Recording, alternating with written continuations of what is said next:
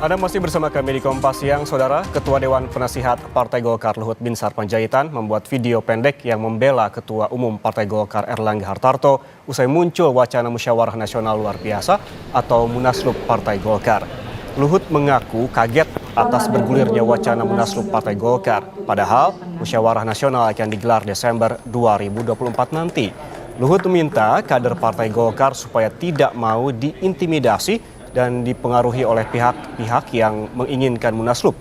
Terkait isu Munaslup ini, Erlangga merespon singkat dan membantah ada Munaslup Partai Golkar. Pada pukul 18. Gak kaget juga mendengar gonjak-kacing mengenai partai kita ini, Partai Golkar sebagai aset demokrasi Republik Indonesia ini yang mau didorong agar ada Munas luar biasa sebelum Munas Desember tahun 2024 ini. Saya ingin menyampaikan pada semua teman-teman yang menonton video ini, jangan pernah Golkar itu diatur-atur oleh orang luar. Biarlah Golkar itu menentukan jalannya sendiri.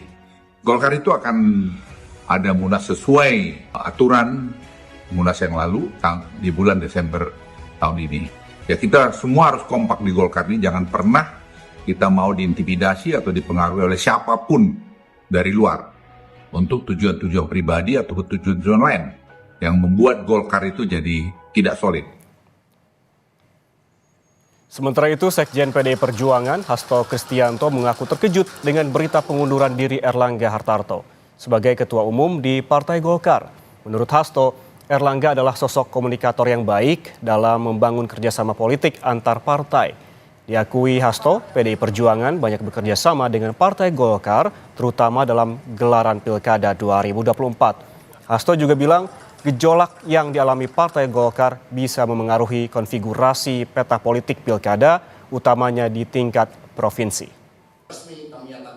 Ya, hal tersebut sangat mengejutkan karena ini dalam rangka pilkada serentak dan muncul kejadian politik yang dalam kategori kami suatu hal yang luar biasa yang menyentuh aspek. Dan untuk membahas apa yang sedang terjadi di tubuh Partai Golkar, kita langsung bergabung dengan Direktur Eksekutif Carta Politika Yunarto Wijaya. Selamat siang, Mas Toto.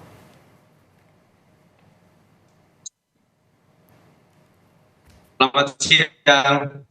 Mas Toto, ini sedang jadi perbincangan hangat terkait dengan mundurnya Erlangga Hartarto. Pandangan Anda saat ini seperti apa ataupun apa yang terjadi sebetulnya dengan Golkar?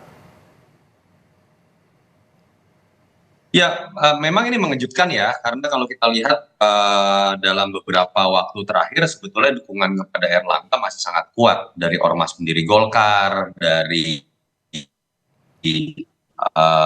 Kino Golkar, bahkan ada yang mengatakan bahwa mungkin saja akan terjadi aklamasi apabila Munas tetap diadakan bulan Desember. Artinya kan ada sesuatu yang sifatnya darurat ya, mendadak dan memaksa tanda kutip Erlangga mundurkan diri. Biasanya yang darurat ini level ketua umum hanya dua kemungkinannya. Yang pertama adalah tekanan politik yang sangat besar, entah itu dari bawah karena ketidaknyamanan dari internal Partai Golkar, atau dari atas, dari internal, dari eksternal yang merasa tidak nyaman dengan keberadaan Mas Erlangga.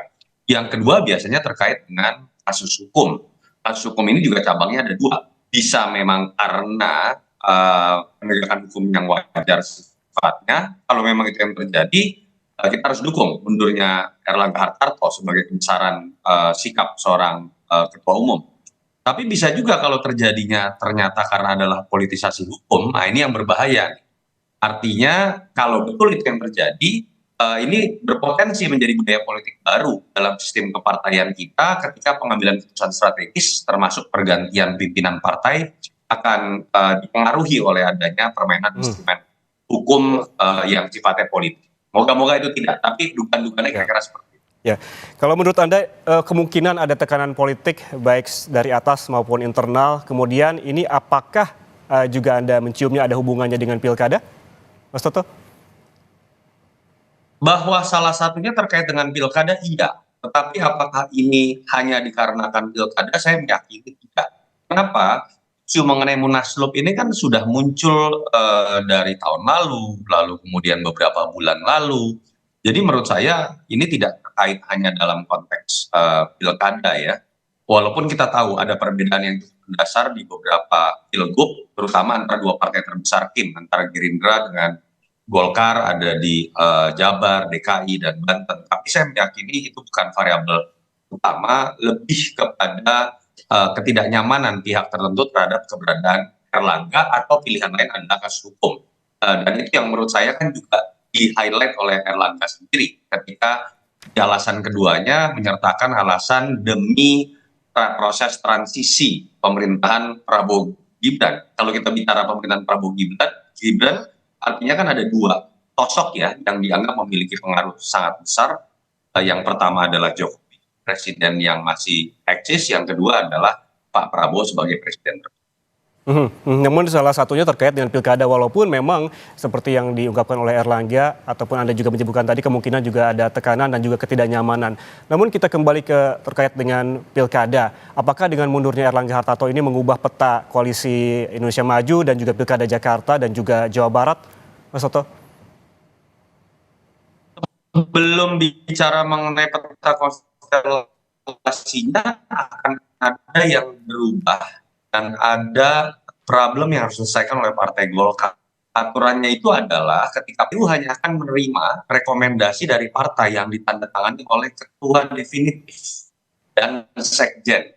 Artinya andai kata pun besok Golkar sudah memilih PLT melalui rapat pleno, itu tidak mencukupi syarat. Artinya apa? Golkar punya tugas untuk melakukan munaslup dalam waktu dekat, minimal itu harus rampung sebelum pendaftaran 27 Agustus. Karena kalau tidak, calon-calon yang dimajukan Golkar ini tidak memenuhi prasyarat. Dan ini menurut saya cerdasnya siapapun yang mengatur rencana munaslup ini. Karena ketika kemudian dihadapkan pada tantangan Golkar itu bisa lolos pilkada atau tidak, mau tidak mau hampir seluruh kader menurut saya akan menyetujui munaslup ini dan cocok yang enggak. Karena kalau tidak mereka akan berantakan nih rencana pilkadanya. Itu yang pertama. Yang kedua, kalau ditanya konstelasi berubah atau tidak, menurut saya andai kata yang terpilih adalah sosok yang memang dapat restu dari kekuasaan, entah itu dalam konteks Jokowi atau dalam konteks Kim, dalam hal ini Pak Prabowo, tentu saja di level pilgub ya minimal ya, perbedaan sikap itu lebih bisa dipertemukan dan kemudian perbedaan-perbedaan sikap seperti Jabar, DKI, dan kemudian Banten akan lebih mudah diselesaikan. Bagus buat tim, tapi menurut saya tidak bagus buat kedaulatan partai dalam mengusung calon di pilkada dan tidak bagus untuk alam demokrasi kita. Oke, tidak bagus untuk kedaulatan partai, namun ini Erlangga Hartarto sudah memutuskan untuk mundur. Anda melihatnya juga seperti apa? Karena memang ada pertanyaan begitu sebelumnya, apakah Erlangga ini memiliki kesalahan atau betulkah ada hubungannya dengan kasus lama terkait dengan minyak goreng misalnya, Mas Toto? Ya, itu yang orang kemudian kan kaitkan ya, bahwa di tahun lalu sempat ada pemeriksaan terhadap Mas Erlangga terkait pada saat situasi minyak goreng sedang langka. Nah, apakah memang terkait? Kita hanya bisa mengatakan waktu yang akan menjawab. Tapi poin saya adalah, makanya dalam situasi seperti ini transparansi harusnya bisa diberikan. Saya berharap sekali Mas Erlangga pasca tidak lagi menjabat, mungkin kemarin memiliki keterbatasan untuk berargumentasi, menjelaskan situasi yang sesungguhnya, nanti ke depan bisa menjelaskan lebih detail apa sih alasan utama beliau mundur. Ini kan bentuk pertanggungjawaban terhadap kader Golkar, pemilih Golkar, dan masyarakat Indonesia dalam konteks pendidikan politik gitu ya. Dan yang kedua, saya juga berharap andai kata betul ada terkait dengan kasus hukum, ya jangan sampai terjadi barter antara sikap politik dengan peristiwa hukum. Itu yang kita takutkan kemudian terjadi kalau memang terkait dengan kasus hukum. Jadi harus ada transparansi dalam konteks sikap politik dalam pengunduran diri. Lembaga penegak hukum apabila memang betul ada kasusnya juga harus transparan dan tidak boleh terkait dengan peristiwa politik yang kemarin kita lihat. Harus adanya transparansi terkait konteks politik dan juga hukum. Dan dia ada juga menyebutkan ini terkait yang jenius dalam hal ini adalah yang mengusulkan munaslup. Kita kembali lagi Mas Soto. Kemudian menurut Anda sebetulnya siapa aktor di balik hal ini dan apakah para ketua juga ikut dalam peristiwa ini Mas Soto?